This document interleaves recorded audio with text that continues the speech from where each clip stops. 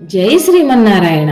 ఈరోజు మనం ఆ తిరుప్పావే దివ్య ప్రబంధములో ఆ భగవంతునితో మనకు నిత్య సంబంధాన్ని కలిగించే మహత్తరమైన 29వ పాసురంలోకి ప్రవేశిస్తున్నాం. ఈ 29, 30 పాసురాలను సాత్తుమరే పాసురాలు అంటారు.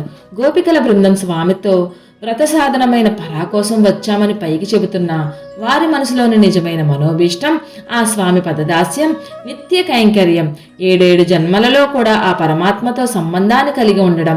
ఈ విధంగా తమ మనసులో ఉన్న నిజమైన కోరికను, వాంఛను ఎంతో అద్భుతంగా, ఆర్తిగా, అతి మధురంగా ఆ స్వామికి ఎలా విన్నవించారో నేటి పాసురంలో తెలుసుకుందాం. ఓ స్వామి, తెల్లవారక ముందే నీ వద్దకు వచ్చి నిన్ను సేవించి బంగారు తామర పూల వలె అతి సుందర సుకుమారంగా ఉన్న నీ పాదపద్మములకు మంగళాలు పాడి నిన్ను కీర్తించాము. పశువులను మేపుకునే అజ్ఞానులమైన కోపకులం మాది. మా కులంలోనే జన్మించిన మీకు అంతరంగిక కైంకర్యాలను చేయాలన్నది మా కోరిక. మాకు కావలసినది పరా కాదు. గోవిందా పుండరీకాక్ష, 7 జన్మలందు నీతో విడదీయరాని బంధం మాకు కావాలి. ఎప్పుడు నీకు సేవలు చేసే భాగ్యం, అదృష్టం మాకు ప్రసాదించు.